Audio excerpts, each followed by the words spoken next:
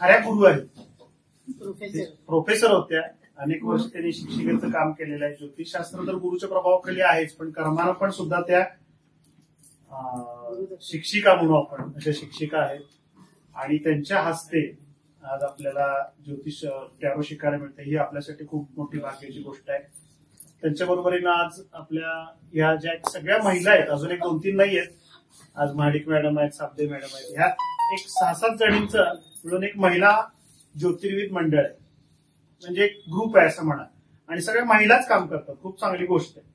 आणि सुदैवानं त्यांचे काही आमचे ऋणानुबंध आहेत, त्यांच्या बऱ्याच कार्यक्रमांमध्ये मी होतो, त्या सगळ्या कराडला कार्यक्रमाला आलेल्या आहेत आणि कराडला सगळ्या आलेल्या आहेत. मला वाटतं त्यात एक 2-3 नाही आहेत, पागे मॅडम नाही आहेत आणि चित्रा दीक्षित नाही आहेत आणि तळेगावचे संजीवनी. तर आज आपण टॅरोच्या आपल्या कराडला एक टॅरोचं वर्कशॉप झालं, त्याच्यामध्ये पागे मॅडमच्याकडनं आपण शिकलेलो. त्यामध्ये आपण एक पुस्तक बघितलं, ते या दोघींनी मिळून एक पुस्तक लिहिलं, पागे मॅडमने आणि गिरी मॅडमने. आज त्यांनी स्वतः एक पुस्तक लिहिलेलं आहे. आपण त्याचा अनौपचारिक उद्घाटन सोहळा करतोय, म्हणजे आपल्या कार्यक्रमामध्ये आपण करतोय. फार मोठी त्याला पेपर प्रसिद्धी वगैरे असं मॅडमची काय इच्छा नाही, आणि आपल्या क्षेत्रामध्ये तसं नसतंच. आज त्यांचे मिस्टर आपल्या सोबत आहेत, त्यांचं पण मी इथं स्वागत करतो. साबदे मॅडमचं स्वागत करतो, महाडिक मॅडमचं स्वागत करतो. आणि या सगळ्या सिनियर मंडळींकडून बघून आपल्याला खरं प्रेरणा मिळाली पाहिजे की हे लोक एवढी डेडिकेटेडली या क्षेत्रामध्ये अजून ऍक्टिव्ह आहेत. आणि आपण थोडस जरा वयाच्या हिशोबाने विचार करत असतो, पण यांच्या वयासाठी एज इज जस्ट नंबर. का तर मॅडमने आपण मागच्या वेळी त्यांना सांगितलं, आज मी जसं तावरे सरांना सांगितलं की पुढचं आपलं कोलॅबोरेशन जे आहे ते फलदीपिका, सारावली आणि पराशरी ह्याच्यामधले उपाय फक्त आपण शिकायचे. आता मी त्यांना आजच 1 महिन्याची मुदत दिली आहे. आणि ही लोक मी जी सिलेक्ट करतो ती 1 महिन्यामध्ये मॅडमने पुस्तक लिहिलं. आज आपण ते प्रकाशित करतोय. म्हणजे मागच्या 23 फेब्रुवारीला मी त्यांना म्हटलं की मॅडम आपल्याला जानेवारीला आपण त्यांना सांगितलं की पुढच्या वेळी आपण टॅरोचं घेऊया बरं का. आणि 23 फेब्रुवारीपर्यंत त्यांचं पुस्तक आपल्या हातात आलेलं आहे. तर फार वेळ न घालवता आणि अनौपचारिक असल्यामुळे फार औपचारिक न ठेवता त्यांची ओळख तुम्हाला सर्वांना आहेच. जे नवीन आलेत त्यांच्यासाठी ते एक चांगल्या ज्योतिषी आहेत, वास्तुतज्ञ आहेत, वास्तूमध्ये खूप चांगलं काम करतात आणि सर्व क्षेत्राची त्यांना आवड आहे.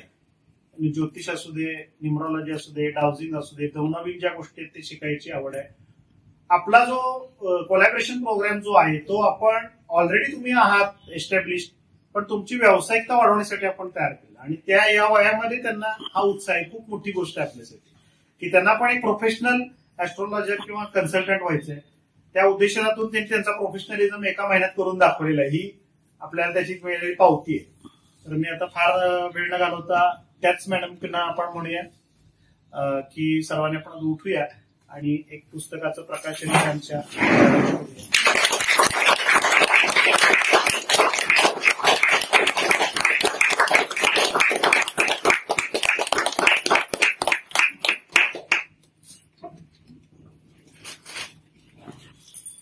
टॅरो चित्रलिपी या पुस्तकाचं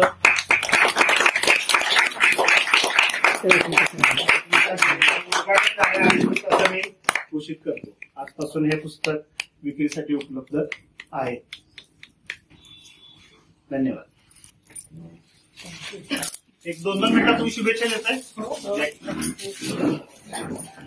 ऍस्ट्रॉलॉजी म्हणून ते वापरत नाही, पण काउन्सिलिंगसाठी टॅरो कार्ड आणि न्यूमरॉलॉजी ही प्रामुख्याने वापरतात.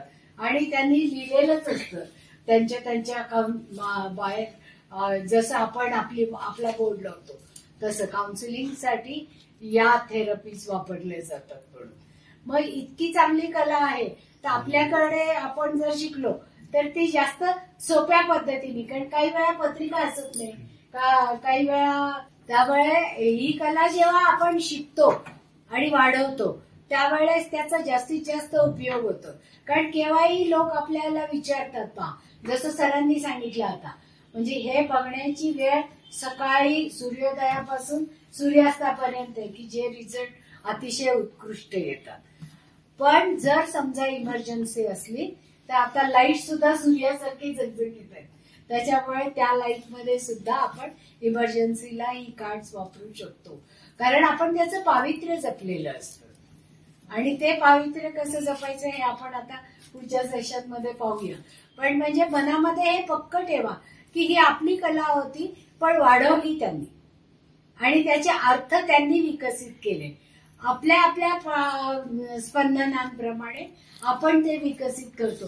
पहा, देश वेगळे वेगळे आहेत, पण तरी सुद्धा कार्ड एकच वापरतो आपण. आणि रायडर वेटचा डेक वापरायचं कारण हेच आहे की त्याच्यामध्ये असणारी एक्सप्रेशन्स आणि त्याच्यामध्ये असणारी चित्र ही इतकी साधी, सोपी आणि सरळ आहे की त्याच्यामध्ये आपल्याला जर बारकाईने पाहिलं, आपल्याकडे सगळ्यांकडे आता स्मार्टफोन आहेत, जेव्हा आपण मोठा करून चित्र पाहतो तेव्हा त्यातले सगळे बारकावे आपल्या लक्षात येतात. कारण असंच नुसतं कार्ड बघितलं तर नाहीये, पण जेव्हा मोठं करून पाहतो किंवा कार्डकडे एक 5 मिनिटं कॉन्सन्ट्रेशन देऊन आपण पाहतो, त्यावेळेस त्यातले एक्सप्रेशन कळतात आणि आपल्या उत्तराला क्लिक होणारं उत्तर त्याच्यातून आपल्याला नक्की मिळतं.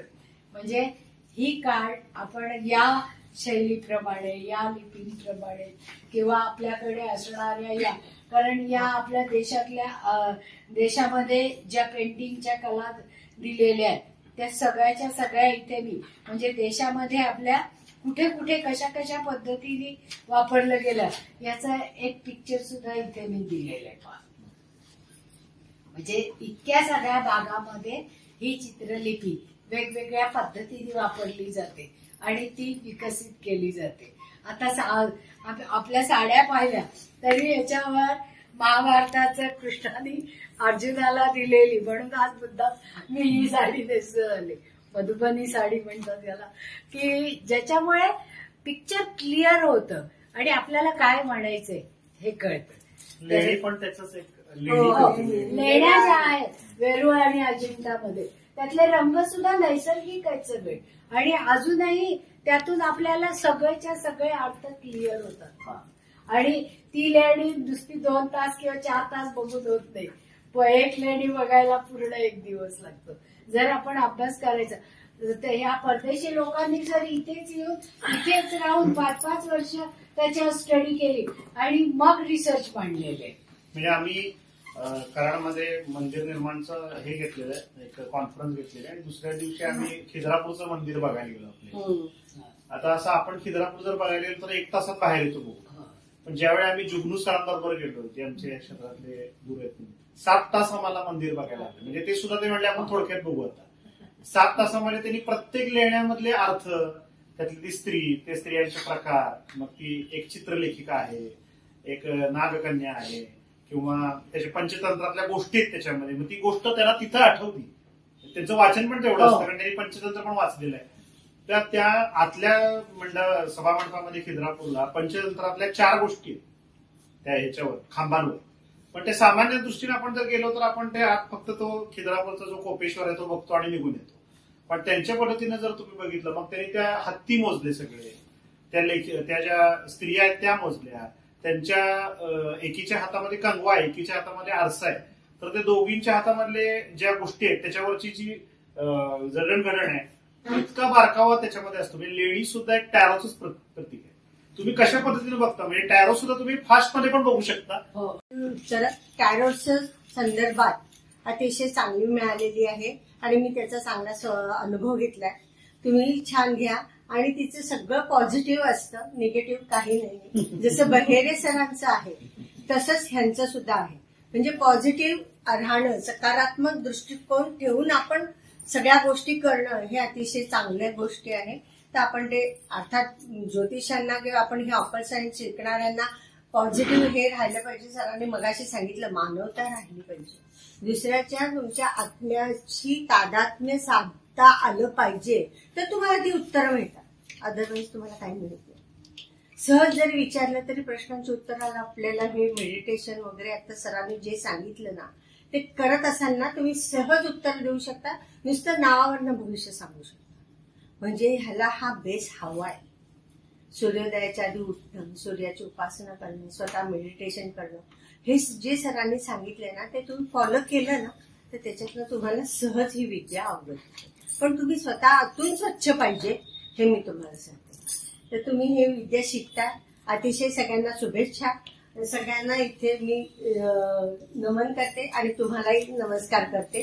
आणि ह्या पुस्तक तुम्ही जरूर घ्या आणि ही विद्या अतिशय चांगल्या तऱ्हेने तुम्ही आत्मसात कराल असं मला वाटतं.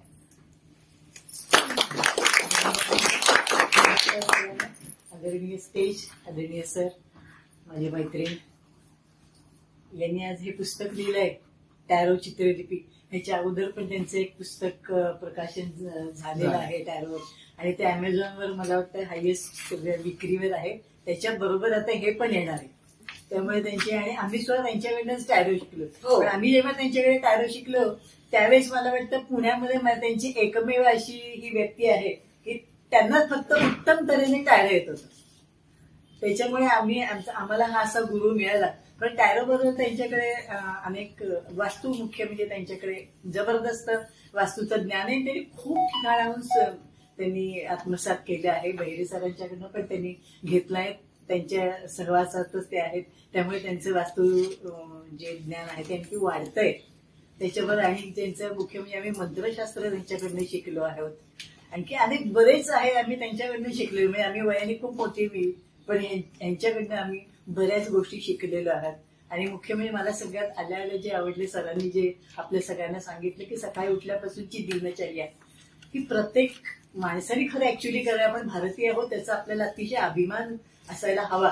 हे मला अतिशय मनापासून ही गोष्ट आवडली. आणि आपण ज्योतिषी आहोत ना, तर त्याला तर अतिशय उपकृत ही त्यांची ही साधना म्हणा तुम्ही, उपासना आहे ही साधना. प्रत्येकाने सकाळी उठून जर सुरू केला ना दिवस, तर सगळा दिवस आपल्या ह्याच्यातच जातो. नाही तर उशिरा उठलं नाही की काही काम होत नाही. असं होतं बापरे अजून हे व्हायचं, अजून ते व्हायचंय, ते व्हायचंय, म्हणून कुठलंच काम होत नाही.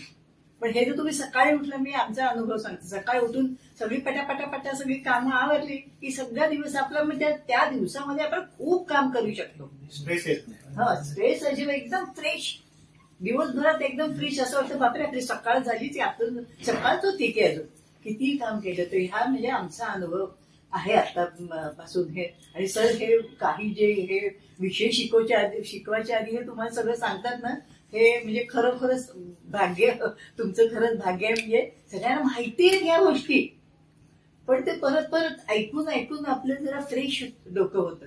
आता घरामध्ये आपल्या वडील माणसांनी सांगितलं की आपण रागराग करतो, हे कशाला सांगते, सकाळी उठायला कोण सांगतंय, झोपू दे जरा, असं वाटतं नाही. पण इथं ह्या वातावरणामध्ये असं थर्ड पर्सनने किंवा आपल्याला आदरणीय पर्सन, आपण शाळेमध्ये सुद्धा नाही का, बाईंनी सांगितलं की आपण बरोबर ऐकतो, आईने सांगितलं की नाही, तसं आहे. सरांनी सांगितलं की ते बरोबर डोक्यात राहील आणि तसं तुम्ही फॉलो करा. आणि हे पुस्तक म्हणजे आमचा अनुभव आहे.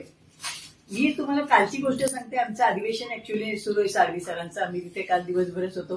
तर एका व्यक्तीने त्यांना टॅरो कार्ड त्यांनी दाखवले. त्यांचा काही प्रश्न होता, ते बरोबर त्यांनी तिथेच त्याचं उत्तर त्यांनी सांगितलं. इतकं त्या टॅरो एक्सपर्ट आहेत. आणि अजून त्यांचं ते टॅरो ज्ञान आणखी वाढतंय आणि त्याचा तुम्हाला सगळ्यांना उपयोग होतोय. आणि हे सरांच्या थ्रू तुम्हाला मिळतंय. त्याच्यात तर आणखी म्हणजे दुधामध्ये साखर आहे. धन्यवाद. तुम्ही एक्सपर्ट व्हा मॅडम सारखे. ते टाकलेलं आहे. भारतामध्ये जी चित्रलिपी ते 1-5 मिनिटं सांगा. आपण चहाचा ब्रेक घेऊ, म्हणजे मॅडम जाऊ शकतो. आपण चहा सांगितलं.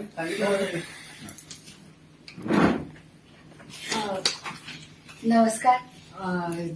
आज उद्घाटनासाठी मी सर्वांना पुस्तक होईल की नाही आधी मला शंका होती, पण ज्यावेळेस पुस्तक झालं आणि हे बाय हँड आज रविवारी पोहोचणार नव्हतं, तर माझा भाचा प्रयागला जाणार आहे, तो येताना घेऊन आला कोल्हापूरला, कारण कोल्हापूरची देवी आमची कुलदैवत आहे. म्हणून मग पुण्यापेक्षा मला तिथे प्रिंट करायला टाकायला आवडलं, म्हणून तिथे प्रिंटिंगला दिलं होतं. त्या लोकांनी खरोखर इतक्या कमी वेळामध्ये मला ते पुस्तक पूर्ण करून दिलं. आणि संकेश्वरच्या शंकराचार्यांनी आशीर्वचन पाठवून दिलं. म्हणजे ते सुद्धा बाय पोस्ट झाल्यासारखंच झालं. फक्त मी त्यांना ओळखत होते, कारण माझा संकेश्वर मध्येच राहतो.